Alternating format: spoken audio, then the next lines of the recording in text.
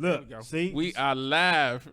We were live. Nubian Human in the Anacostia Arts Center in historic Anacostia, Southeast Washington, D.C. And this is the Neighborish Livecast. Welcome, ladies and gentlemen. I'm Super Dave, a.k.a. Mr. Incredible. And with me, as always, is D.C.'s native son, the SC3 representative. That's correct, Dave. He got on the bright golden shirt today. Hey, living my life like it's golden. I call him son because he shine like one. Oh, go ahead, Jay's son is in the building. Hey. What's up, brother? All is well, man. That's good. That's good. It's always good, man. We had, we keeping this legacy of great shows going. We got a legacy this already? week. Yeah, I think quick. so. A legacy of great shows, Okay. because today we got a great guest coming through. She's en route right now. I'm gonna talk about her when she get here in a good way because she's not here yet. We're gonna wait for her to come into the building, then we're gonna talk about her. Also, Fruit Fit is on the way. She's coming in the building. Coming in and hot. coming in hot as she usually does. Yeah. But let's start with, there's a few things going on in the city, in the country, Dave? in the world that we need to talk about. What's going on, And Dave? we're going to talk about, I was trying to stall a little bit to give Fruit Fit a moment to get in here, Fruit but Fit. I don't see her coming around the corner. Well, So I could let's talk get about into her. it. Yeah. Okay, when she let's gets in. let's Since get you were into on time it. And today. thank you. I appreciate you for acknowledging the fact that I'm on time today. First of all, since it's just you and I here, I can get away with this. March is Women's History Month. Yeah, and shout out to women. I love y'all. Look, yesterday was March 8th. It was International Women's Day. Yeah, and absolutely. Here at the Neighborish Livecast, we want to highlight a woman whose courage in the face of adversity has been an inspiration to everybody. Caitlyn Jenner, no, I'm just playing. No. But what I do want to do is see, I try to throw that in there for any women got here. But shout out to Caitlyn Jenner. No hate to her. She, she's okay. But what I do want to highlight, we've had a lot of awesome females who I believe are history makers on this show. I don't know if you're allowed to say female, Dave. We can't say female? I don't know the rules anymore. Uh-oh. What should I say? I don't know. I'm just saying I ain't want us to get in trouble as a cast. As a live cast, Yeah, not to get in trouble. I understand. I appreciate that. I don't know. Nikki's why I have a you was about to say a female. I have a person with a vagina watching here. There you go. That's What is the correct term that we can use for a woman? Can we say women? She said women. Don't say females. Okay, See, got you. I knew I was right. I knew it was. No, I got you. I appreciate it. Thank you, Nikki. Shout out to Nikki. Yeah. So we've had a lot of pioneering, inspirational, and history-making women on this show. So I just wanted to shout out, starting with our very own, who we were just talking about, Patrice Fruit Fit Jones. She's a personal trainer and fitness guru, and she's our resident dose of feminine energy, and we appreciate her. Apparently we need it because we already about to cut up. Right, getting into trouble and stuff. But she at the door. Patrice is. Sorry. Oh, Let me go get her. rat. But and also we've had, like I said, a plethora of great women on here. Yeah. A bunch of really inspiring females. Shout out to Satoria, the singer-songwriter and owner and operator of Key Elite Boutique. Shout out to Jay Mills. She's DMV hip-hop royalty and an innovative pioneer in the DMV cannabis movement. Delanya Boyd with B-Balance Teas and Tonics and Prototype 1981, multi-business owner. Shout out to Cecily Habimana with the So Creative DC, Ashley Brown, the aspiring comedian, and Anika Hobbs, the owner of Nubian Human. Man, we have a lot of women. And speaking of women, this is Women's History Month, and yesterday was International Women's Day. And Fruit Fit. We have Fruit Fit in the building. Miss Patrice Jones has come through to join us, our resident feminine energy. And we appreciate you so much. And we just wanted to give you a little appreciation and love and good vibes for sharing the scene with us every Monday when you come through and bringing Almost your every energy. Monday. And almost every Monday. I knew you was going to clown me. Bringing your, your own personal dose of energy and light and intuition and all of that to this show. We appreciate you. It's international. It's Women's History Month, and like I said yesterday was International Women's Day. And so hold on, Dave. Hold on. What you Shout got? out to Tamika Love Jones. Tamika Love Jones. Who Yeah, gave me shout the out some dope opportunity. women, man. Yeah, I hit with Tamika Love Jones as a percussionist for the first time. Explain that. You hit with Tamika Love Jones a little Well, I mean, weird on women. musicians know what that means. Like, hit is like the time that you actually perform. Okay.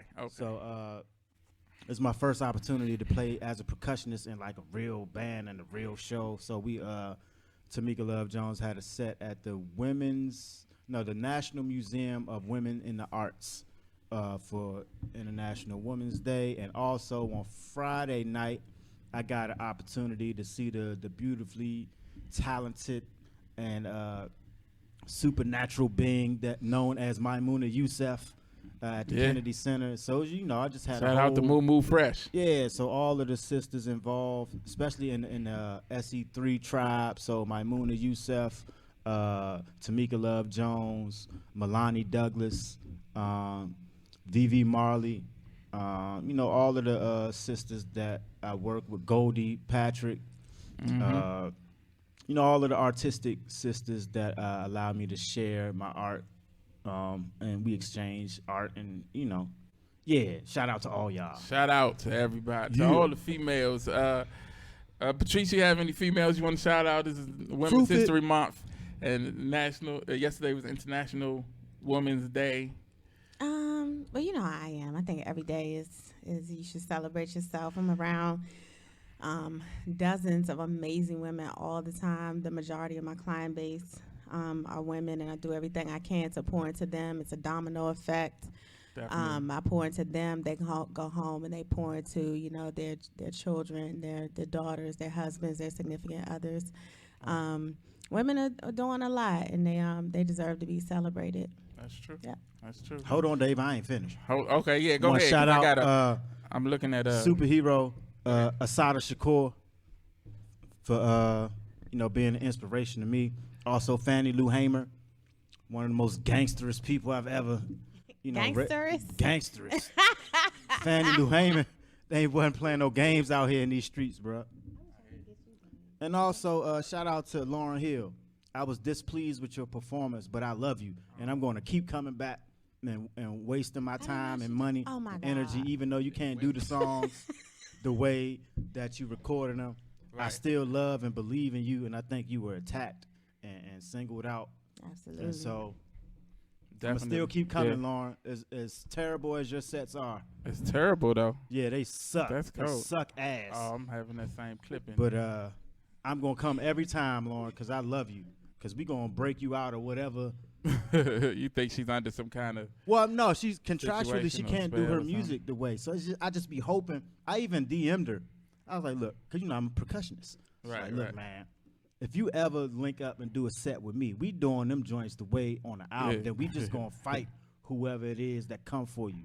I mean, well, that's a lot of... It's a reason she don't just do that, because, she's pretty gangster, so... She is. The fact that she ain't doing it it's is like it's like somebody... I don't know what's up with this. It's like it's somebody... Dave. Somebody, it's Dave's fault. Dave, it's all right, though. Dave don't like when I come in hot. He Oh, turn me off. there you go.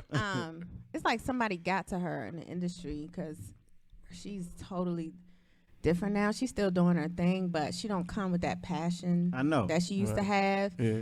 And, we all know she's one of those artists that, like, she should be on the forefront with the power that she has. But because of the industry, it's just... I agree. So if totally anybody different. knows Lauren, link her up with me so we can get her back. I'm about that life. Jay is the one that can make it happen. Indeed. In real time. Yeah. It sounds like it's just my mic, too. Check. I'm going 1, to change 2. my chords. But, yeah. Anyway, let's keep it moving. Keep it moving, Dave. Yeah, definitely. So if you've been watching, the news or paying attention to social media for the last month or so, you probably heard the term coronavirus thousands, if not millions of times at this point. But how much do you really know about the virus? I mean, we all know that, I got a lot of shit on this, Dave. Yeah. I'm going to go after you. I'm going to go after you. Uh-oh. They got plans. They making plans already. Proof it. They make no, it, because you already know where I'm going to go. I don't know where you're going to go. You don't know? Go ahead and go so we All can right. see where you're going. So, well, Well, let me get a description first, real quick. Oh, I'm you know sorry. Dave got notes and Yeah. But I just dumbass want to symptoms text and shit. Go ahead. Yeah. But Let's what see I what you wanted got, to do is Dave. just, and now my phone is tripping. See, they don't nobody want them damn notes. Anyway, so All you're gonna do is read what everybody else hasn't been reading. Right. yeah, but that's what I want to do is make sure everybody knows. Go ahead, you know, Dave. Read your Because there's a notes. lot of foolishness out there. It's a lot of false news and things going around. So I just want to do a brief rundown of some things that everyone should know about the coronavirus. First of all, what exactly is it? Well, I was surprised to find out that it's directly related to severe acute respiratory syndrome, or SARS. Remember SARS a couple years ago? Yeah. They repackaged it, rebuilt it, and it's back better than ever. SARS, Ebola, yeah, like but, all the other joints, swine flu. and it has some of the identical symptoms. So some of the symptoms that come with coronavirus are the most common ones are fever, dry cough, fatigue, headache, and then a lot of the common flu symptoms like stuffy nose, sore throat, things like that. So what they're saying is basically how to know when you should try to seek medical attention is the CDC suggests that medical attention is necessary if you develop the symptoms and have been around someone known to have the disease, or you know someone who has been to one of the places where the outbreak has occurred. And so that's more specifically like places like, the China epicenter and stuff like that. So not like here where they're saying it's a couple of people with it, but it's not necessarily an outbreak. It's certain places like the old folks home that had the mass outbreak and things like that. And I think that was in Seattle, Washington, and a couple of places. But here it's pretty much, it's not as detrimental, or at least that's what the CDC is saying. So the main question a lot of people want to know is, how can you protect yourself and your family? The virus has been found to be spread through human-to-human transmission. So the CDC and the World Health Organizations are saying the best preventative measures are to wash your hands frequently and avoid close contact with anyone who has a fever and a cough. And some of the basic stuff, like making sure you cover your mouth when you cough and sneeze, little things like that. You just sneezed in here, Dave. I cover my mouth too. Oh, okay. Yeah, I know the basic stuff. Yeah, and that's so that's something I wanted to talk about too. I was looking at you like the Lawrence Fishburne look. Like, oh, this nigga just sneezed. Oh no! Did you watch Saturday Night Live? Nah. They did a thing about it. They were shooting they were shooting this like fake TV show, and so but the actors was trying to stay far away from each other. And then one lady came on, she started saying her line, and then she sneezed, and everybody else was like, nope, and walked off the set. It was hilarious. But I wanted to talk a little bit about the culture of, I don't want to say ignorance, but the lack of stuff that we know about, diseases and stuff. It is like, ignorance. Like the fact that, It is. in New York, the guy I who need my sprayed mic the guy who sprayed like the Febreze on the Asian guy on the train. He just walked up to him. The guy was just minding his business. He just walked up to him and started spraying him with Febreze. First of all, Febreze isn't even an bacterial type thing, but just to be that ignorant, just to assume that somebody, just because they have Asian features, that person could have been from Connecticut. You know what I'm saying? And just to assume that they have, this situation. Funny. So what were y'all? I'm gonna work on the sound a little bit, but what were y'all gonna say about it? No, you go first. Ladies first. Ladies first. Hold on, it's Women's International Day. Hold on, Jay. It's International Women's. It's Women's History Month. So she should be able to pick if she go first or last, right? Oh, you shut your gay ass up, baby. I thought you about to be on my side. You gonna get us? I know. Gonna get us. I'm sorry. I already can't post stuff. They shut me down sometimes. Oh, really? Yeah, I got shut down on Instagram. Be careful. Well, no, it was actually because I talked about supporting black men. Oh yeah, they shut me down on Instagram for 24 support hours. Black men. What's wrong with you? So one of y'all go. All right. I'm gonna just scratch the surface and then I'm gonna reply to Jay because I'm interested in what he has to say. But first of all, I just really don't think this is a laughing matter. Oh, I shouldn't be laughing. I'm sorry. No, you laugh when you want. Don't do that. It shouldn't be a laughing matter. I just don't think it is. I think we are number one. There is a lot of ignorance out here, and people have developed a. It's almost like we're numb to, like, we don't read, we don't do our own investigation. Yet if we hear it's about to be 2 inches of snow, we run into the grocery store to get food that we don't need that makes us fat and sick. But you have, of course, we know like there have been illnesses before, and we can talk about, the government and all that. But for right now, the information that we have, there are hundreds of thousands of people. People on every country are infected with this thing. I've heard ignorant stuff like people comparing it to the flu. This thing, they're saying wash your hands, but it's also airborne, and it also lives 24 hours on the surface. So imagine if you go into a store and you leave and you go home and you got to go back to the store and get something. If somebody was there with the coronavirus, you can pick it up. I don't think we're paying attention. I don't think we're being conscious. I don't think we're moving consciously. People are traveling like they just don't give a damn. And I don't know. We're just not paying attention, and we're taking it as a joke. And I think it's going to take somebody in one of our families to get sick for us to take it seriously. I'm gonna give it to Jay, but I can tell you right now, I'm not traveling nowhere. I go to 2 places. Actually, yeah, 2 places. You came here. That's it. Yeah, you know why I came in here? hot. Because you know why? It's hot. 3 of us. Mm-hmm. That's it. Oh. That's it. It's 3 of us. That's it. Dave was sneezing. I don't go to no nail salons, no grocery stores, no Dave restaurants. I cook at here. home. Like, I don't do any of that. I think we're not taking precautions. Large crowds, planes, ships, thousands of people on a boat. Like, why can't we dock? What do you mean? Why can't you dock? Why can't you dock? Like, I don't know. Common sense is just gone amiss. But I'm going to go ahead and let you go ahead and chime in, and he's going to take us to another level. And then I'm going to reply. Yeah, I'm going to reply to what you say, because I want you to go deep, and then How you figure I'm going to go deep? I know you're going to go deep. All right, I'm waiting. Go ahead. Well, I mean, so every, I guess, 5 years, there's a new, virus outbreak. So Ebola, SARS, Corona, swine flu, like I guess it's like every 5-year interval. And from my primitive understanding, there's a level of population control. So there have been plagues since there have been human beings. Mm-hmm. And once human beings were governed and controlled, plagues became a part of political population control. And so they typically kill off those with weak immune systems and the old, so that you can count numbers and Mm-hmm. make decisions based on nations, on how your economy and how your nation moves forward. And you got to get rid of the dead weight per se. And so those with weak immune systems and the elderly are targeted. Much in the well documented plans of people like Bill Gates, who strategically want to. Invested $10 billion in 2016. Wow.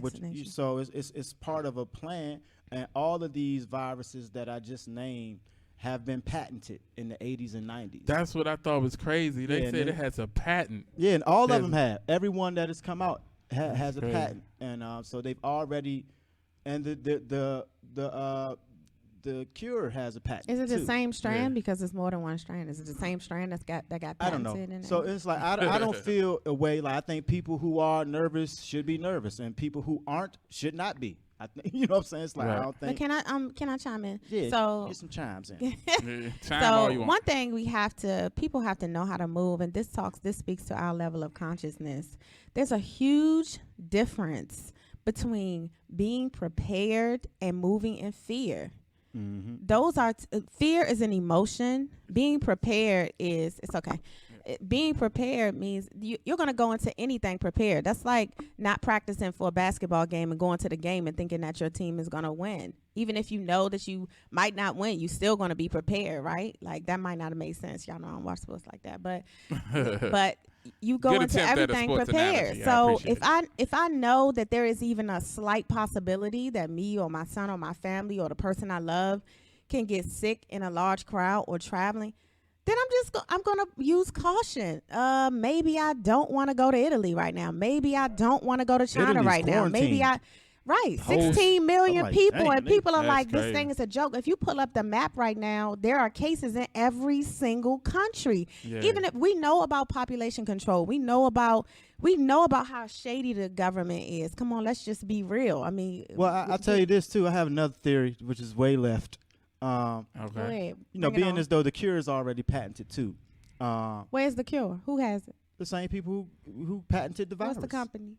I don't know the company. Oh. It doesn't even matter. Like It matters to me. I want to look it up and read. Okay, I well. like to I'm read. trying to learn information about it. Okay. Well, with that being said, I will take a wild guess that the quote unquote cure for this virus will be implemented as a chip in your hand. Oh wow! Let's see how this pans out. So you That would gotta be give a crazy. sense of urgency where everybody will kind of like volunteer Want to do themselves it, yeah. to want to be injected with a cure to a quote unquote deadly virus that's spreading throughout the world.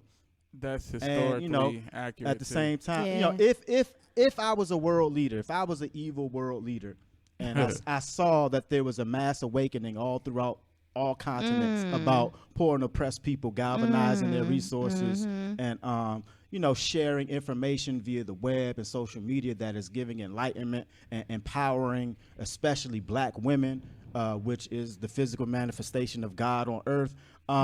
If I was a world leader and I saw this happening under my eyes, I would be struggling to find ways that I Warfare. can regain control Yeah. of an awakening mass of people who I need to keep enslaved. So Right. one of the ways that has worked in the past, and like I said, these plagues and viruses go back hundreds, if not thousands of years.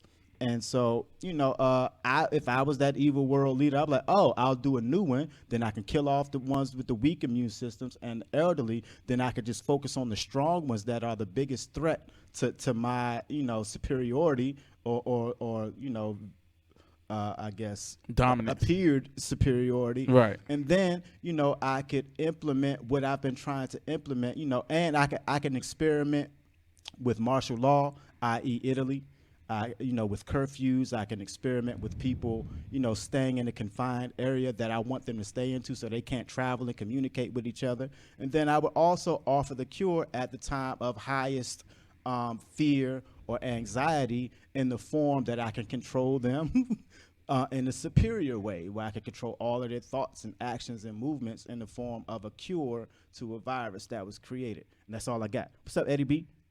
Shout out to Eddie B. Yeah, man. I can't say I didn't think about it in that light, but to the level that you went to with it, I don't know if I was really thinking about Was that deep? Fruit? Let me Yeah, just- I mean you did. No, I was waiting. So I can't say I agree with everything that you said, but I knew you were going in that direction. Well, just And a I think theory. I that don't no, know. Throwing it out it's okay for me to disagree a little bit. Okay. It's All okay right. I want you for on her. my side, though. She is on your side right now. She's sitting to the left. You know what I'm saying? Anyway. But so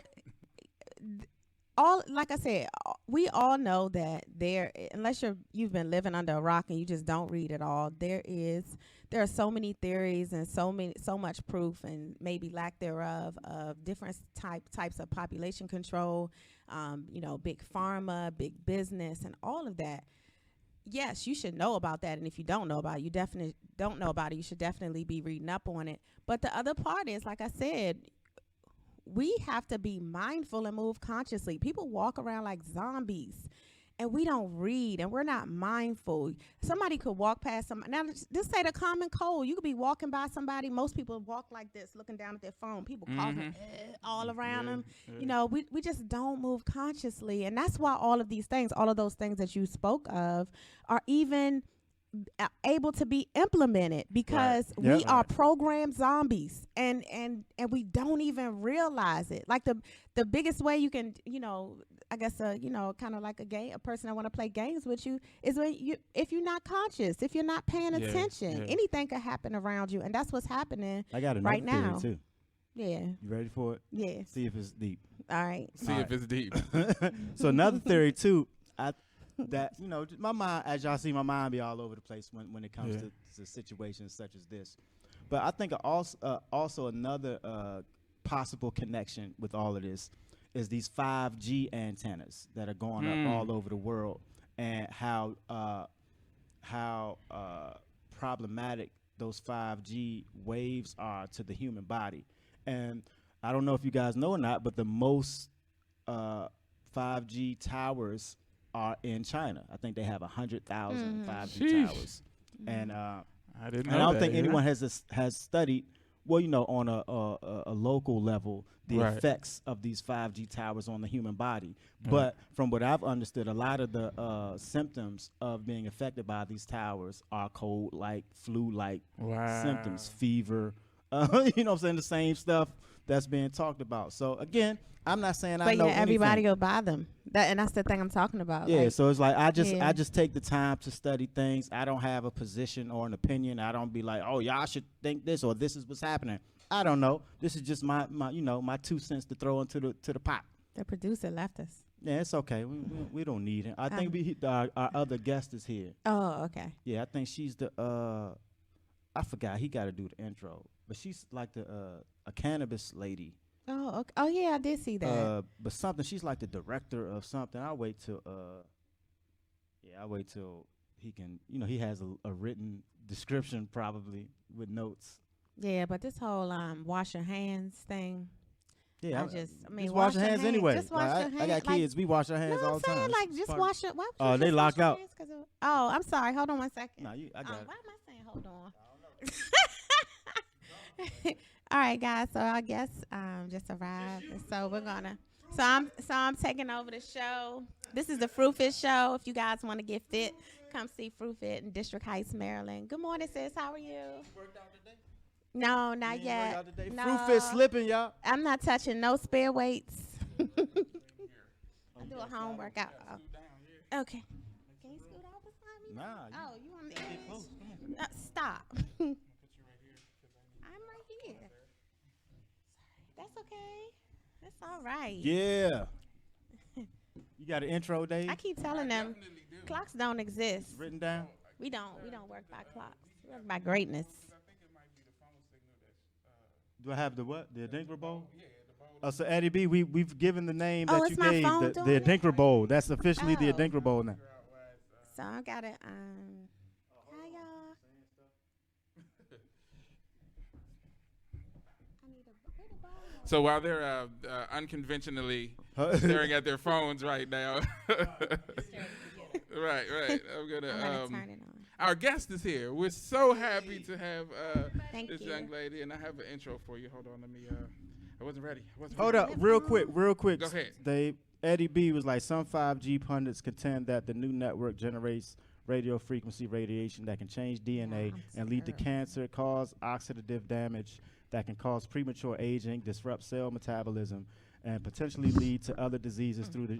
Eddie B, you must have copy and pasted this shit. This don't even sound like you talking. Get off like, Wikipedia. Get out of here, Eddie B. Get off Wikipedia. This is good But no, it's information, real nigga, stuff, but I though. do not believe. It's real stuff, though. Yeah, it is real.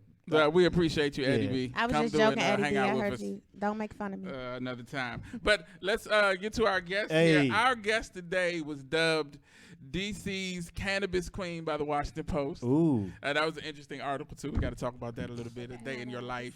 But she is the mind, heart, soul, and driving force behind the National Cannabis Festival, a yearly one-day event with a focus on music, advocacy, education, and activism related to cannabis in Washington, D.C. Ladies and gentlemen, the incomparable Caroline Phillips is with us right now. How are you? It's so good to see you. It is so good to see you. Caroline. It's good to have you here with us. This is Women's History Month, and yesterday was International Women's Day. Hey. So you're a pretty awesome woman. So it's good to have you Thank here with you. us. And you and I go way, way, yeah, way, yeah, way yeah. back. And we're going to talk about because when you decided to start, the idea first came to you about the festival, I got a phone call from you, and we talked about some stuff, and we met, and it was an interesting time. Originally I was thinking, this is a huge undertaking. I hope everything goes, but just talking to you and seeing like the drive and the focus and hearing about all the stuff that you did, I was like, she's gonna pull this off,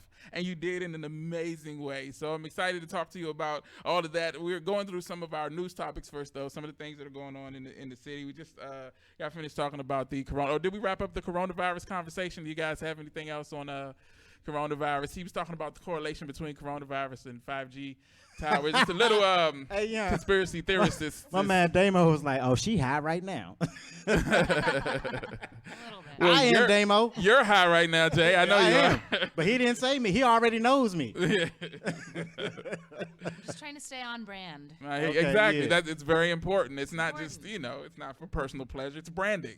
It's Yeah, right. Lifestyle. It has to be done. Thank yes. you. Now, I need some notes that I can tell people. Right. Right. I'm Yeah, here it's, for you. I'm Brandon Damo. It's a It's a lifestyle. lifestyle. Thank you. Yeah. Thank you. Anytime. All right. So to wrap up the coronavirus conversation, I wanted to talk a little bit and get you guys' opinion. You know, I had alluded to Oh, he some said of you the- guys. all of your opinions. Yes, you too, Jay. I'm just trying to get you caught up, man. I'm sorry. Oh, you talking about the pronouns thing? Yeah, I already we had got caught up, but I conversation just about, just the pronoun smoothed right thing. over Yeah, it. you people. I want to get you people. But see, that sounds. Oh man, what are you saying, Right, Dave? that doesn't work You, either. I want to get all of your opinion on. There you go. So I had alluded to some of the things that were happening in different places, like specifically the issue on the subway with the guy who sprayed the guy with Febreze in New York.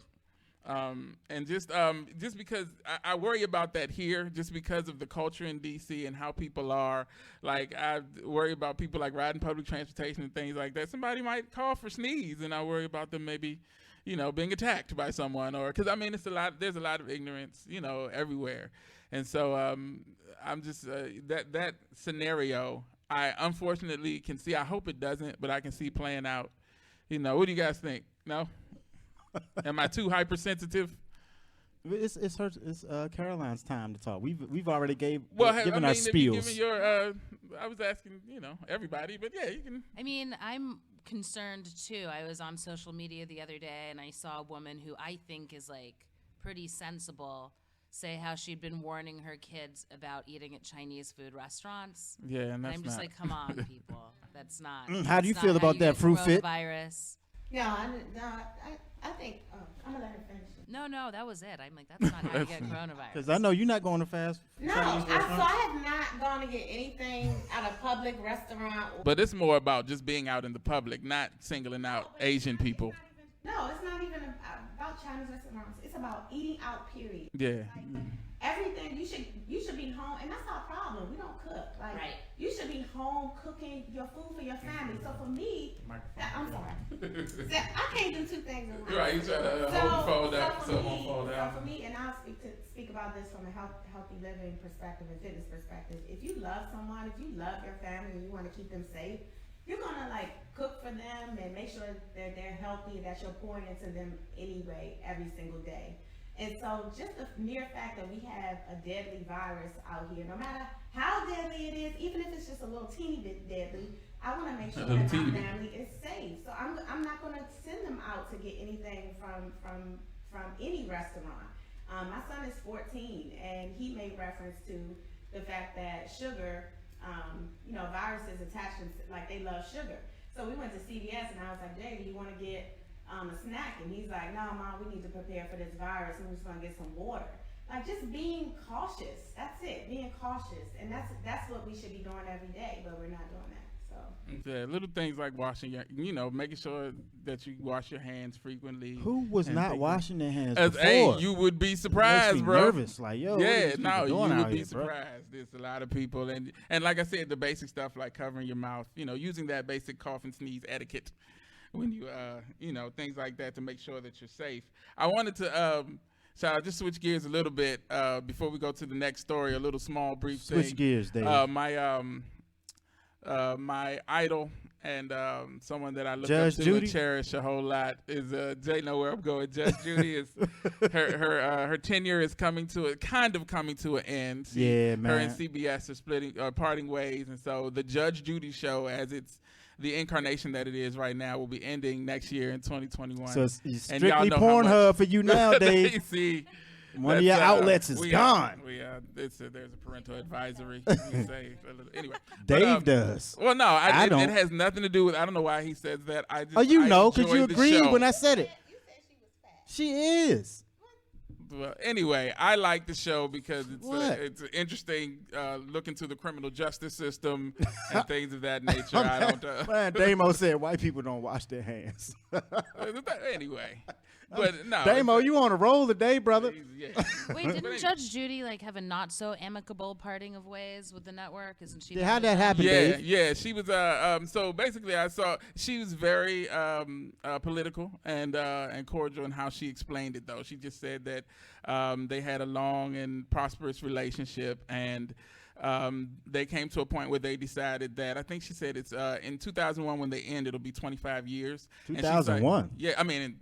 Sorry, 2021. 2021. You know what I meant. In 2021, when they end, it'll be 25 years. She said they basically have 25 years of reruns that they can show. And so they decided they didn't really need her anymore. But she said she wasn't done, so she's moving on. She didn't say what network she was going to, but she You did still say got hope, that Dave. there'll be a new show. I think it's like Judy Justice or something like that. And she has it set where as soon as the old show ends, the new show will start, and so I'll be looking forward. Dave, it's one of my favorite shows. Have you ever DM'd Judge Judy? I have never. It's not like that, man. Okay, all right. Because when I originally said it, I said I have a unhealthy obsession with Judge Judy, but I meant like the show. I didn't mean like I was trying to get with Judge Judy. And anyway, she's married. She is married. she I married? wouldn't disrespect her. Okay. Like that. I didn't know that, I Dave. appreciate the Sorry, sanctity Judge Judy. of marriage. It's very important. So moving from that to a DC institution, Horace and Dickey's. The original location on what's that, 8th Street, has closed. Actually, they closed on March 1st, and the owner alluded to gentrification as one of the main reasons for them having to close their doors. And I thought that was interesting. I wanted to talk a little bit about, that story has been around and people have seen it, but I wanted to talk a little bit about the gentrification process. And because a lot of people we said about coronavirus, you hear that word a lot, but a lot of people don't really know, actually what it is. They just, oh man, I got a ticket today, man. That daggone gentrification, man. Somebody ate the last of my Fruit Loops. That gentrification is getting me, man. But so I want to make sure everybody knows. So gentrification is defined as a process of changing the characteristic of a neighborhood through an influx of more affluent residents and businesses. This is commonly and controversially a topic in politics and urban planning. Gentrification often increases the economic value of a neighborhood, but the resulting demographic change is frequently it frequently causes controversy. And so just thinking about looking at gentrification as a whole, a lot of I think the focus is skewed. And Jay, I know you kind of have a specific idea of what it is and how it affects neighborhoods and things like that. But I was looking at how a lot of people blame the people coming in, like the actual, gentrifiers is the word that they gave them. And they're not necessarily as to blame as the people who do the city planning and the companies behind the moving the different people out and things of that nature, right? It's not so much the people, because they're just coming looking for opportunity and looking for a new place to call home, right? Yeah.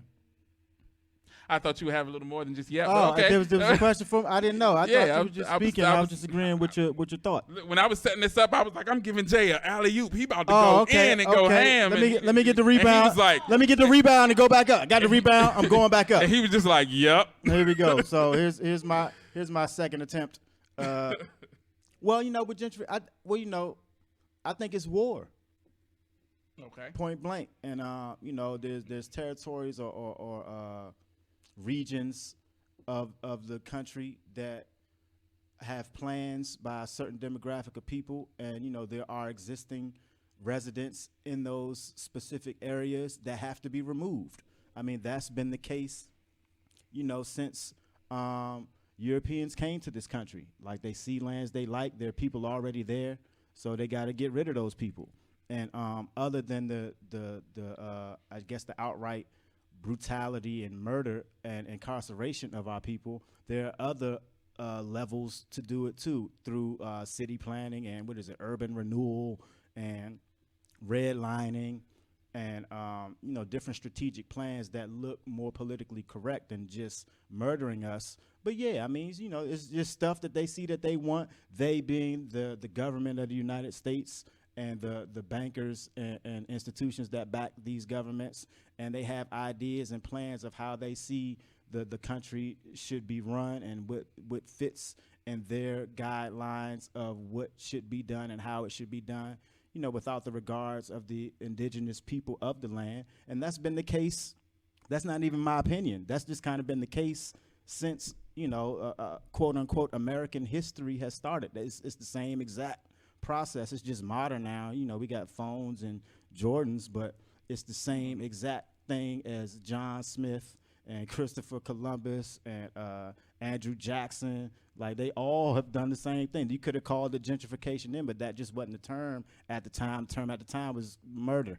I'd like to add, so we all know that, you know, at the surface of, and even to some layers of depth, race is relative, and in some cases, the absolute reason why things are done.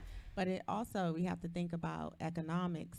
The best way to literally like redevelop an entire area, you know, you raise the taxes. If you have a certain, you know, people around over here in a tax bracket, or the property value is such and such, you're going to raise the taxes or do whatever you have to do to shift and make the area what you want it to be. If you're going to move in a big business, or you're going to move in a certain business, or you're going to move in, you know, the military, or you're going to move in. So, you know, my son asked me a question years ago, and it stays in my mind all the time. He said, "Mom, how did we get the lines on the map? Like, how were they drawn?" And I told him with a pencil.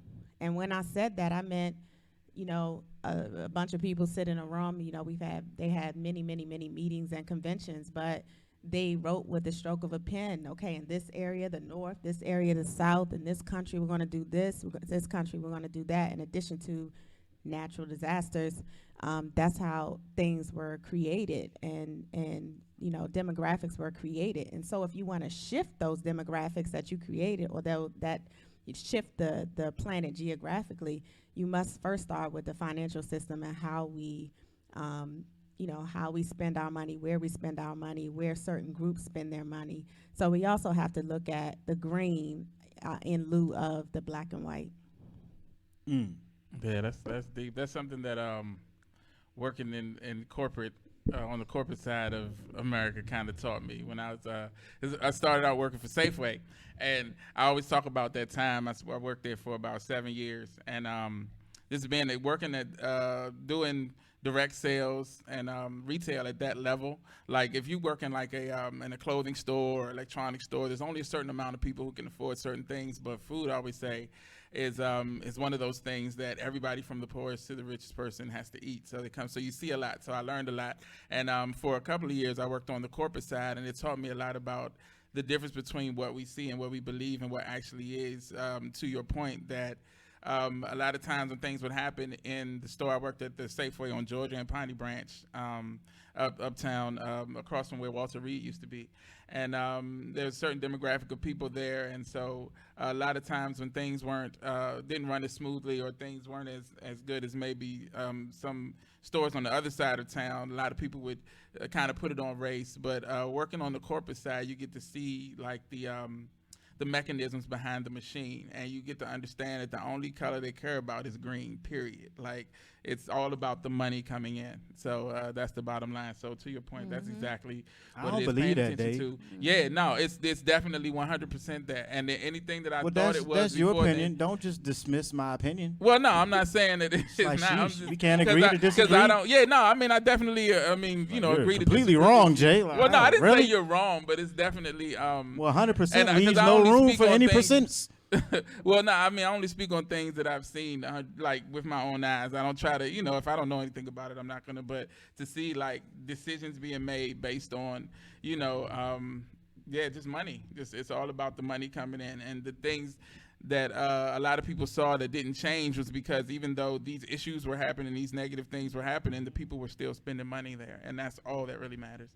So yeah, the money is really, it's all about the money. 99%, Dave. Leave me 1%, 99, please. okay, at 94.2. I give Thank you. Give me some more. Thank you. Yeah. I appreciate it. I'm sorry, I didn't mean to exclude you, but just, Thank you. you know, because I do agree with your, you know, sentiment of it also. But I think it's more of a balance. But the money is a huge determining factor in almost every decision, and Yeah, obviously so, and- because that's what people are after for So, some reason. It's so, become, so to add, race adds emotion, right? Money is money. Money, no matter you have a different type of currency everywhere you go. If you take a Yeah. $20 bill from here to somewhere else that doesn't use our currency, it means absolutely nothing. That's right? exactly So if you it. go somewhere else and your money isn't, race adds that element of emotion. It's a deep emotion because everything that's attached to it. But at the end of the day, the forefront color in this country is green.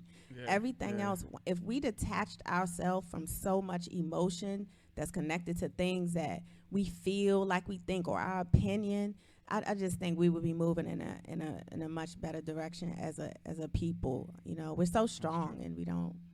What is it about DC though? So the Post this past week, there was that article that said DC has the highest rate of gentrification of anywhere in the nation, which is kind of like a funny thing to think about because we're also a 9 mile by 9 mile square foot Exactly. city, and so it means that we feel everything a lot stronger in this city. Exactly. And it's Another politics. thing, well, right. I mean, it's all happening in such a small space. But another thing about DC is we have one of the highest rates of educated population here. And it's Right, right. interesting. Miseducated. Right, but and then this is also one of the most entirely Democrat cities that you can find.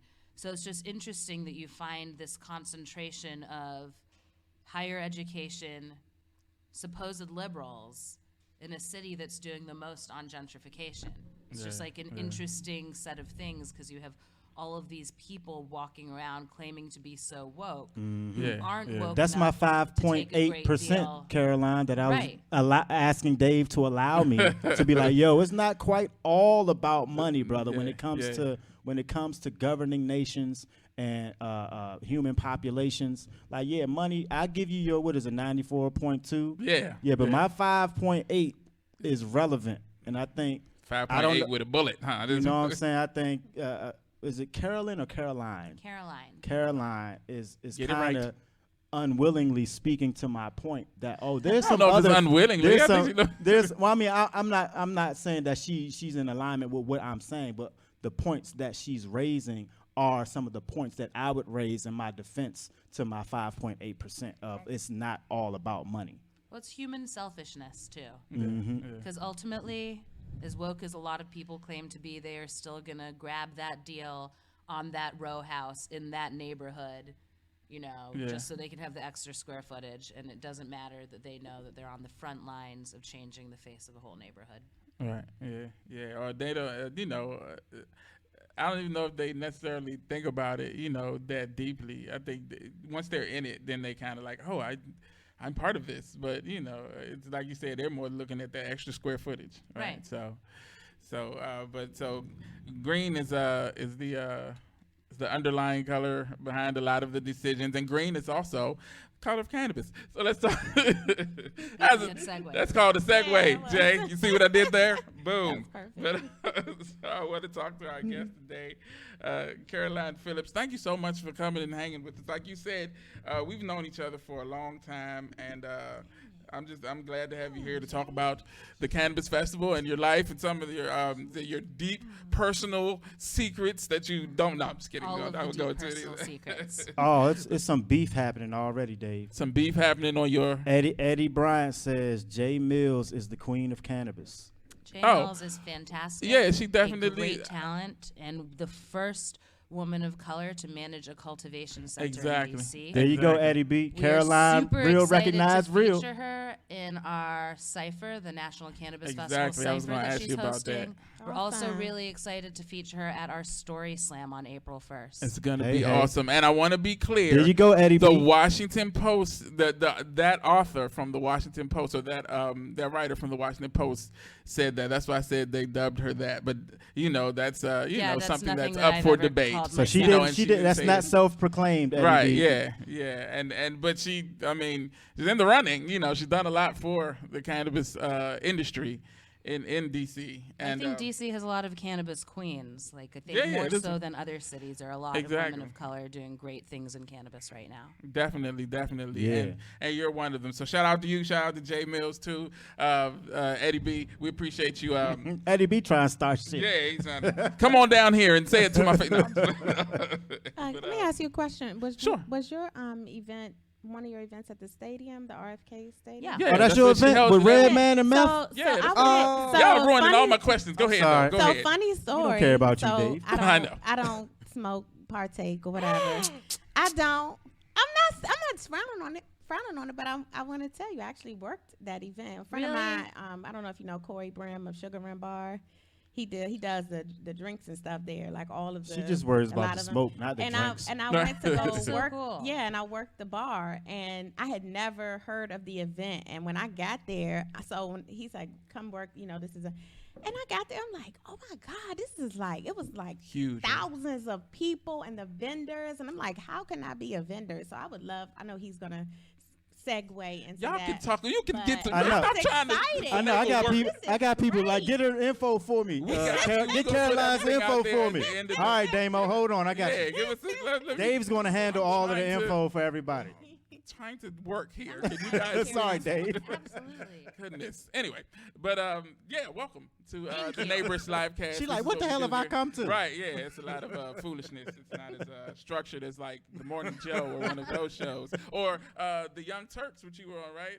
I was. I mean, I'm not essentially that structured. I did show up 15 minutes late. Oh, My you're bad. good. No, It's no. been a hard morning. You made an entrance, is what you did. So did. we appreciate that. But Less than I'm- fashionable. I'm one, but I I'm got you. obligated to talk about you if you come late, but I don't know you quite that well, so I might like after about 10 more minutes, I might he's gonna figure say out stuff something. about Okay. the tardiness. Yeah. He's our what you call it, our truant officer, so he makes sure that we're on time. Yep. But anyway, so how did the idea for the festival start? Like, how did it come to you initially? Okay, so when I was not hanging out with you and Javier over at Listen Vision Yeah, I remember way that. back Oh when, my goodness. I had a regular desk job and I worked for a human rights organization. And I also, when I wasn't at my regular desk job, came home and enjoyed cannabis every night and on the weekends. Around the time that the medical cannabis dispensaries started showing up in DC, we also started hearing about Initiative 71 in our city. Right. I joined one of the medical cannabis dispensaries because like a friend of mine told me it would be like a great extra protection. If you ever get caught with cannabis and you have your card, you're less likely to get in trouble. So I did that. And I started to get to know some of the people at the dispensary. And occasionally when I was in there getting some cannabis, it was still way more expensive than any other things you could get. But again, it was convenient. But I would start to see people that I recognized from my neighborhood. But it wasn't like the people that I knew, like my friends. It would be like the lady that lived down the block who I just saw like coming and going to work every day, or like the older gentleman from 2 doors down who otherwise had never spoken to me before. Right. And Weed brings people together. I'm sorry. go ahead. exactly of all does. ages. Facts. So, I Or ended up cannabis, I'm talking to sorry. the lady who was running the dispensary at the time, and I was like, can we just have like a happy hour around election day? I know that we're going to be voting on this Initiative 71 thing, and we did that, and it ended up being this, by mistake, this really big event. It was also a fundraiser, but so that was my first thinking that like, wow, all of these people are interested in cannabis. That's really exciting. Then the next thing that happened is in February of 2015, there was that big cannabis conference at the Holiday Inn. I don't know if any of you remember that. I think we went to the one in 16 with You went East to Coast the- Grow. Yeah, so this one was in 2015. It was like the Holiday Inn by the Capitol. It was these people from out of DC who'd come in and they're like, we're going to come and do this whole conference. And they'd gotten in touch with me because they knew that I work on events, and I'd offered to help. And the help that I gave them was I brought in all of my friends that work for the nonprofit advocacy groups to speak in the educational portion of their event. So I showed up to the event that day, and I'm looking around, and I was like, well, this is really interesting to see all these people here, but what are all of these older white men doing at this event? Like, I didn't realize that older white people cared about cannabis. Yeah. I'd never seen them at any other cannabis thing. But then the other thing was there were these 2 young black men sitting halfway back in the room on the aisle who kept raising their hands and asking questions. And it became really, really apparent to everybody in the room that they were the only 2 young men of color in the room that day as well. So the event ends, and the people who put on this event roll out of town with so much money. And I think part of me expected them to donate some of the money to some of the nonprofit groups for the speakers that I'd brought, because it was like they came to speak for free, and you guys were charging a ton of money for these tickets. And so then that didn't happen. And then it was like, okay, so are you going to come back and like do something in our city? You made a bunch of money. And instead they went on vacation. So that rubbed me a lot of directions in the wrong way. And I was fortunate to know a lot of the people working in drug policy at the time. And that's where the seed formed. I probably called you not long after that. And I knew that DC, we have a special city where even if you don't work in politics, I think that the people who live in our city are more aware of the laws and more aware of stuff happening around us because we live in this interesting city with an interesting relationship to Congress. So then when Initiative 71 became law, I knew that in DC, the conversation couldn't just be about making millions of dollars. Because as we all know, there are very few people in our city licensed to make those dollars. More of us don't have that opportunity. So I knew that part of this event would need to be an opportunity to talk about what's the work that we still have to do. It's great that we have, decriminalized cannabis, but how can we get people jobs? Beyond jobs, how can we make people owners? Because that's what we really want to do. So I like to think that, and I think we're all old enough at this table that when I say this, it makes sense, but I think that like for me, National Cannabis Festival is like a rock the vote event. Like back in the day on MTV, they used to have the concerts, and then between the acts, they would have like politicians or activists come out and speak, and the idea was that even if you didn't care about the particular issue they were talking about, like you ended up learning something because you heard it that day. So with National Cannabis Festival, I hope that we are making a platform for our whole community in DC to talk about our businesses and the businesses we want to have. And then I hope that people are leaving having learned a bit more, having either interacted with one of the 32 nonprofit groups on site or heard a council member or member of Congress talk between the bands on the main stage. So that's how it started. Great.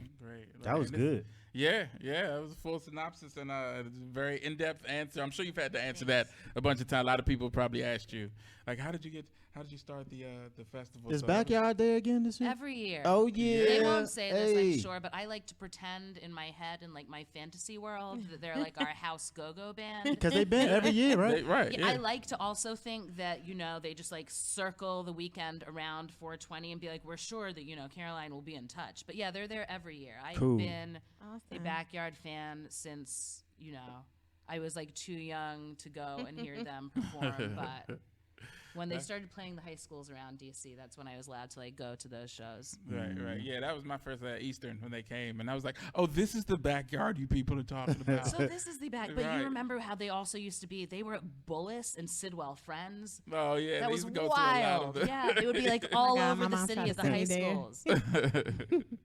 Well, yeah. So I want to ask you from when you decided that it was going to be a festival, and you had your plan set up from maybe that moment until it actually came to be that first year in 2016. Yeah. So that process, about how long did that process take to get everything to come together?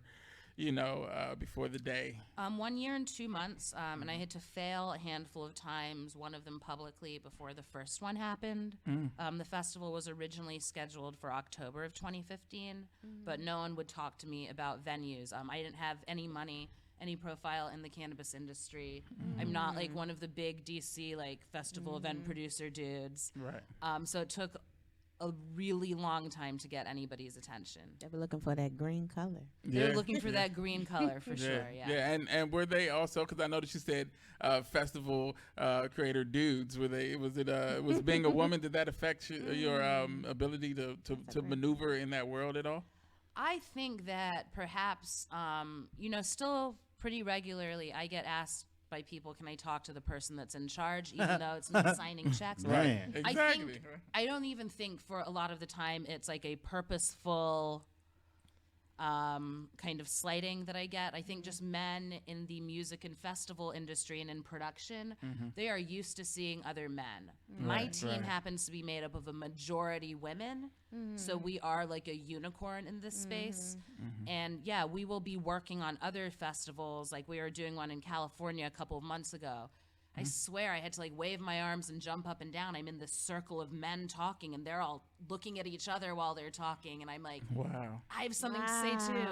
I don't, I think it's like a habit. Yeah. So we need to get men more in the habit of seeing Learned women behavior. in production. yeah, And seeing women working on major music events. yeah. That's Well, I'm wow. in fitness, so I definitely feel you on that. Yeah. Fitness Yeah, is mostly male, so. Do they assume you're a client all the time? Like, No, they assume that I don't know what I'm doing. right, let me help They you think with that. Yeah. Then I ask them to come on, Let come me in pick for a you up workout. out of my way real quick. Right, yeah.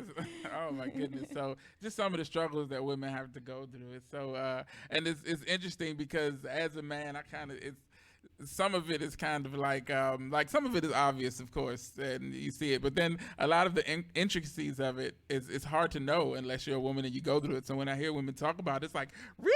Like y'all don't get paid as much as us, really? All the work y'all do? That's terrible. But so you talked about living in DC and having the festival here, and you talked about the cross section of people and how it's a very politically driven town. But why DC for the festival?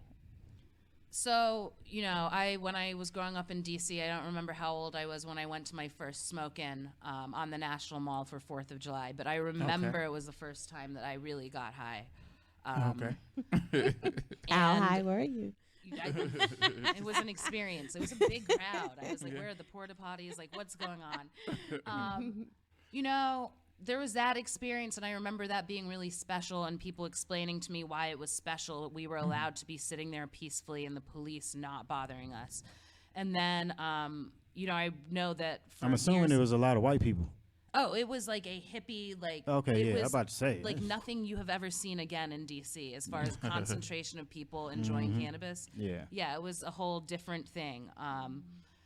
And then I remember going to things like the National Book Fair with my school, and I've been to the Folklife Festival, like with my dad, and I've been to other things. And it was just this feeling that, DC is a place where we have a national conversation. Right. This is a topic that still deserves a national conversation, and it's a topic that still deserves to be treated with a certain level of care, because we cannot have this conversation about cannabis in the green while we still have people behind bars. And NCF takes place less than a mile from the DC jail. Right. They might even be able to hear our music. Right. So it would be doing a dishonor to all of the people in our city that have suffered in the past and the people that still are suffering now to let anybody walk into our town and put on some kind of consumption event without talking about these issues. So I like to think that National Cannabis Festival has at the very least helped set a bar for other producers of cannabis events that are festivals that come to DC to know you can come here. There's plenty of space and opportunity for entertainment events in our city. But if you want to talk about cannabis in DC, please bring the education with you. Please invite our nonprofit partners to take part, and please involve our local community. I feel inspired, Caroline. Yeah. I'm talking about. I feel told the y'all power. she's I feel the awesome. power in the voice. Yeah, it's very awesome. I'm glad that you came through. So you talked about some of the difficulties, being a female and not being a major player, but you've built yourself to be this person who people now look to. Like you're one of the dominant voices in cannabis. The cannabis movement in DC. And so this whole process from going from, like you said, starting your work at your, starting where you were working and then coming to the point where you're doing all this, that whole process, like what has that taught you? Or are there any lessons that stand out to you? So many lessons. I don't even really know exactly where to begin. I think that there's so much responsibility in working on an event like this, and creating a space for our community like this. Okay. And I think that every day, like my whole team, we remain like humbled and I think scared in a healthy way about the work that we're doing, because we know that we put up the fence and we put up the stage, but it is our community members that actually bring the education and the content and the vibe to the show. Right, So this right. really is like DC's cannabis event. Amazing.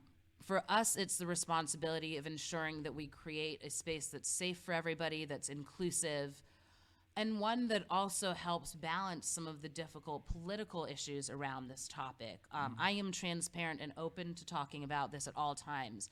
But National Cannabis Festival, whether we like it or not, has ended up at the intersection of a tough conversation in our city about licensing, avenues to licensing, and what we need to do about aspiring entrepreneurs who have maybe gotten a little bit ahead of the laws in trying to develop their business models. Right. It is something difficult that we work with at NCF every day, and I like to think that at the very least, by existing National Cannabis Festival has encouraged business owners in the city to get business licenses, to get tax ID numbers, so that when we are in a position that there are more cannabis licenses available, we can make a case and say, we have business owners here, they have licenses, they're paying taxes.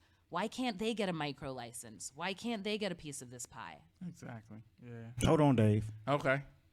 Subjectively, why do you think those businesses can't get the micro licenses and the things you speak of? Not politically, subjectively. Your thoughts, personally. So I think that in the world that we're living in now, we tend to start things from the top down. And the first thing people ask for is the green. Like, okay, so you have this idea, where's the money? Right. Remind me that I want to talk about investors after this on this topic. Okay. So when people are talking about the cannabis industry, they're not thinking about craft growing or regenerative farming or creating true social equity, which is home growing. They're thinking about mass distribution first. Right. So this links back to gentrification and the money too. A lot of the gentrification in our city is driven by large corporations and businesses that want to set up shop here, but have certain terms and conditions around setting up shop. Let's talk about Walmart. When they agreed to come to DC, there was probably a whole set of provisions. Well, we need this many units living around us, and there needs to be this much parking, and blah, blah, blah, and we don't want like a shelter, There are probably all kinds of provisions. I do not know anything about the provisions. I'm just guessing. Right. I think you're pretty close, though. Yeah, it sounds pretty accurate. Right. I am taking a wild guess, but I'm imagining that for larger scale cannabis production in our city, there are similar conversations.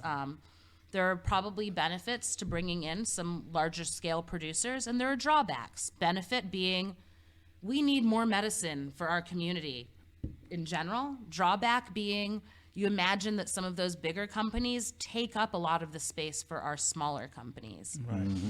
So I think that a lot of the conversation around the future of DC cannabis is going to have to focus on a balance of we recognize that money is a conversation in our city, but also really creating a vibrant local economy as well. And I think that's where the things like micro licenses can come in. We have a bunch of folks in DC that are holding licenses for cannabis dispensaries and cultivation centers, but because of things like plant count, congressional rule preventing us from having like a full adult use system in our city, they're not even making the money that they would like to make. If we could create a system where we had every corner store owner could sell packs of 4 pre-rolls, but he had to buy them from somebody in the city. I just got a little tingle when you said that. But that Really? person has to buy them from somebody in the city. Right, So now we're helping the cultivation centers. In fact, we're creating a need for more cultivation. Right. So Supply now we and have demand. cultivation Yeah. micro licenses too. Right. I don't know, but I know that our city can help ourselves from within before we have to reach out for help. And I'm ready to kick some ass. Thank you, Yeah. Caroline. Well, ready. I know that these conversations are really hard. They are Yeah. hard. They are emotional. They connect to people being robbed of money, being robbed of freedom. I just know that if we can all work together, that we can get there, and if we can create a united voice and really talk to our DC council and help them see the opportunities, give them case studies from other cities of things that have gone well, and say, but this over here went badly too, Right. that we have a shot. Definitely. So I I don't think- even know where your question started. It's okay. No, that good. I was think you covered amazing, everything, though. Because his went in that direction too. So you answered it. I wanted to ask, like, so in your estimation, do you see that kind of changing of the tide? First of all, your event is a huge step in the right direction because it's all based on. It all starts with that the green, like we said, and showing the potential through something like your festival, which I'm sure was a lot of the idea behind it, or at least some of it, is a huge way to get people who aren't necessarily on board to kind of take notice and realize that this is something that's happening and is going to happen regardless. And so it's better to be on the right side of it. So the things with the micro licenses and things of that nature that are more beneficial on the smaller side, do you see that stuff realistically happening in the future? I optimistically do. Yeah. I think it is a way out, though. Okay. I think that we're going to have to really fight for this. I think it might even include, like, if you look at the beer industry, I don't want to see us have to wait this long. But for, like, you know, as long as you can remember, there were kind of like the main beer companies that advertised on TV, and, like, that was kind of it at the grocery store. Now we have this environment of all of these craft brews. I don't want us to have to wait. Like, I don't even know. I know nothing about beer, but what was it, like Right. 80, 100 years? It was a long We time. need to cut Budweiser that- was it. You know? Yeah, so we need to use our voices, our social media, our votes to push back against the inevitable, which is large companies coming in and becoming like the big players, but push back and say there is space in this market for everyone, because Right. I don't know anybody that does all of their grocery shopping at Whole Foods. I don't know anybody that does all of their grocery shopping at 7-Eleven. Right. You know, in There's a between there, balance. there's Yeah. Aldi, there's Safeway, there is the farmer's market, there is your backyard. Right. I can grow a tomato. Well, I can't grow anything, but in theory, I can grow a tomato. That does not mean I'm still not going to go and hit Safeway to buy my tomatoes, though. Yeah, it's more about the convenience. And yeah. what I mean about that is, like, in this, what I imagine to be huge cannabis industry and market, there is a place for everybody. The home grower, the corner store owner, the boutique store owner, the person who owns the home online business, and the bigger companies. Okay. Yeah, definitely. And so that's why I wanted to know if you kind of saw that, because it's a at this point and for a long time it's been somewhat of a bleak outlook, but it's getting better. And like I said, I think your event is plays a huge role in that, and all the things that are moving toward you know, a more open market for cannabis in DC and nationwide, which, because it's definitely showing a lot, because people come from all over the country, right, to hang out with the people that you bring to town every year. You know. It is. It's pretty wild. No, we're excited. It's a great way to put our, like, local businesses on display, inviting other people to come in and see what we have going on. Exactly.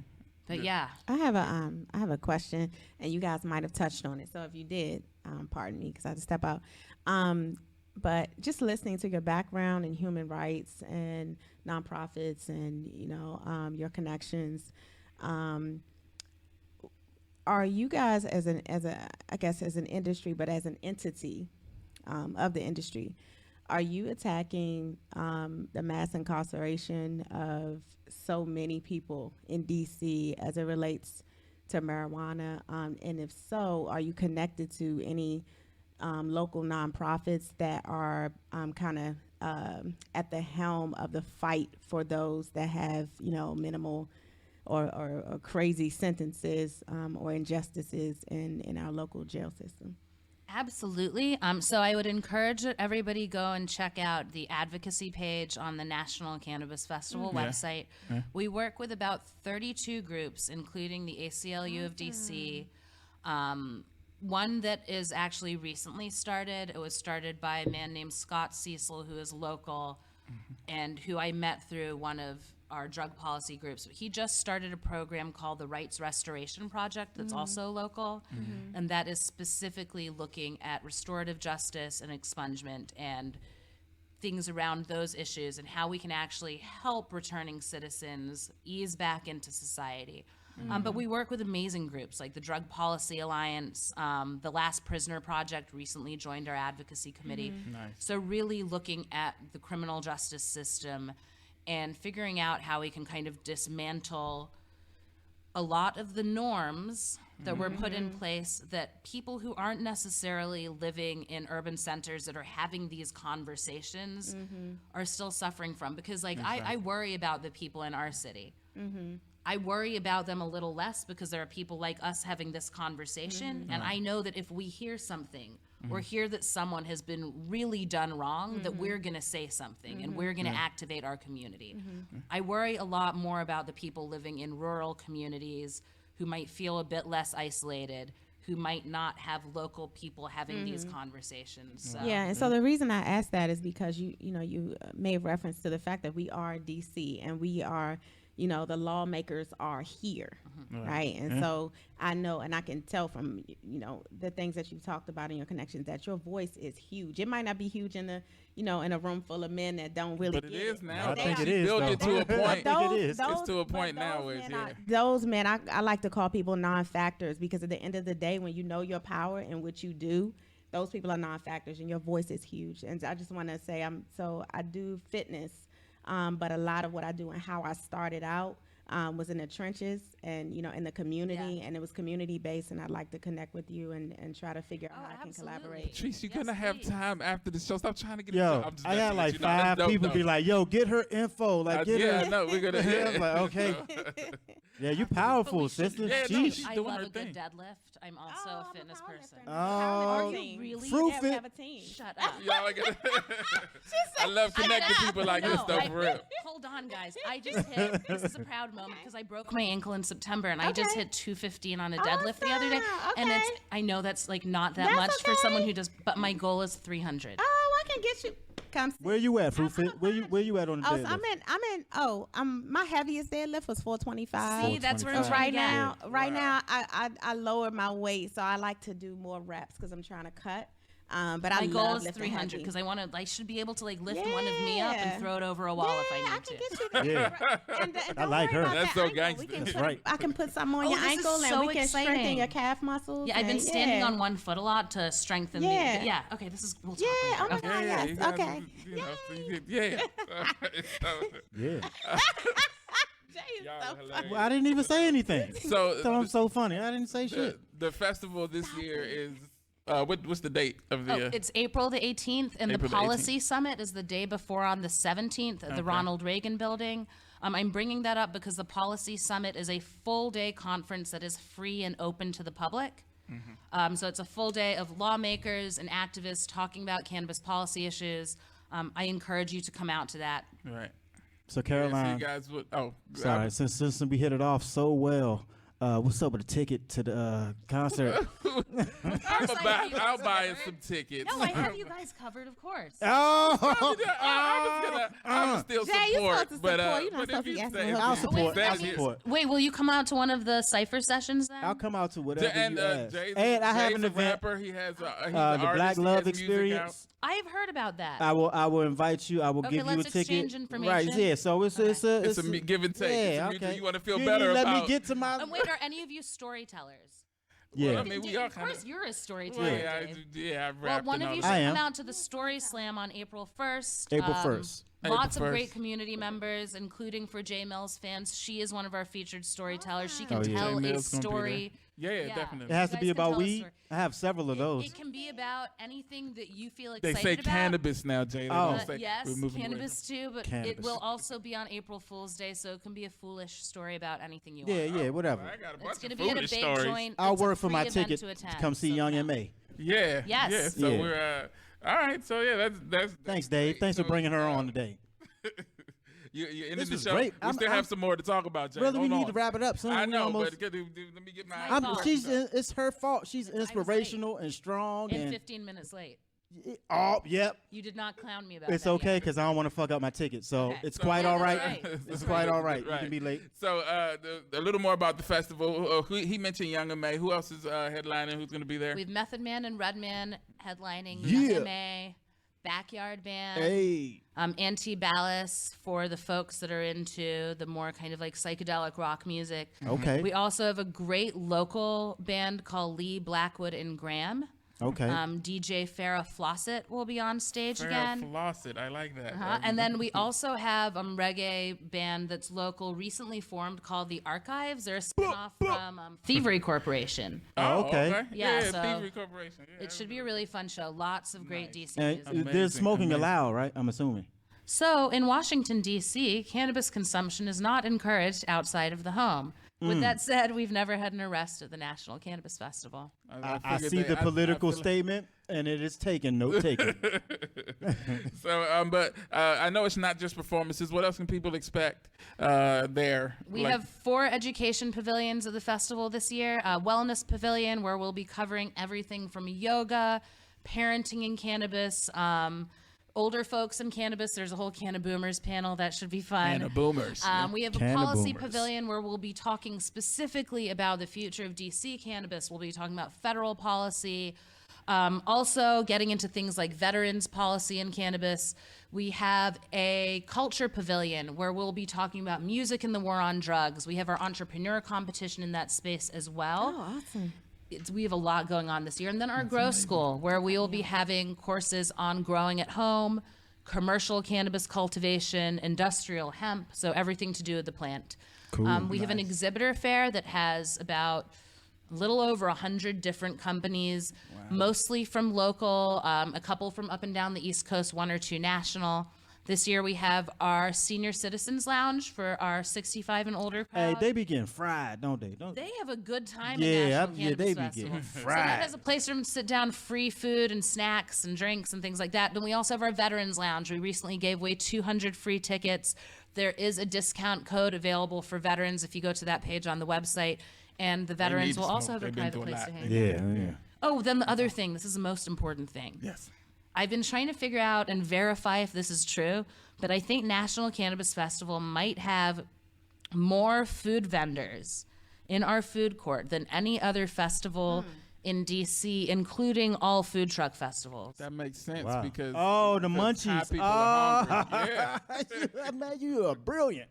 Our You are food court brilliant. slaps. It's amazing. Like Yeah. all day, all night. When the concert ends, at most concerts, people run back to the car. Is there a lot of people They like hit the sleep food court. on the lawn? Like, At the end of the night, Yeah. we normally have 3 or 4 people we have to shake awake. Yeah, and they're like, okay, oh, that my makes bad. sense. You gotta go. Yeah, you don't have to go home. But so the last question, the question I always ask all of my guests, and I always enjoy the answer that I get because it's an introspective question. And so I'm gonna ask you. Yeah. If you had the opportunity to travel back in time, if you found a time machine, you had the opportunity to travel back and talk to, let's say, a 13-year-old Caroline Phillips. Knowing everything, being through everything you've been through, all the wisdom that you've gained through your life, and you had a chance to go back and talk to that young lady, what would that conversation be like? What would you say to her? I would tell her something that I probably didn't figure out until 2012. I would tell her that she is brave and to be brave. And that when she gets scared, just put your head down and push forward. Because a lot of what we've done in the past 5 years has to do with squeezing our eyes shut, putting down my head, and just pushing forward. And that's Man. like life. That's yeah, powerful. just do it. No work sight. through the fear. Because I mean, once you get to the other side of it, 90% of the time you find out there was nothing to be afraid of, and then that last 10%.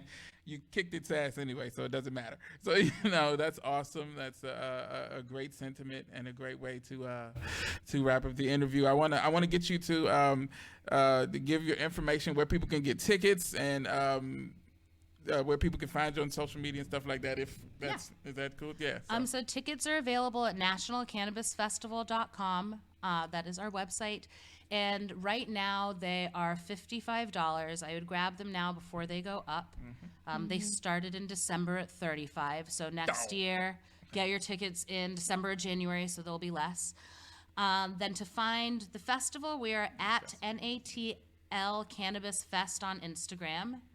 And I am at Caroline, Caroline NDA City on Instagram. Caroline in the city. It's true. oh, okay. I'm glad you But said yeah, it because that's how trying you to can spell track that us out down. He's a little high, so he was trying to spell it. Forgot to spell Yep. it. Go ahead, So no problem. April 17th is a summit that is free to attend. Go on the website and register. April 18th is a festival that tickets are required for that, and you must be over 21. So we hope to see you on the 18th. Great. NationalCannabisFestival.com.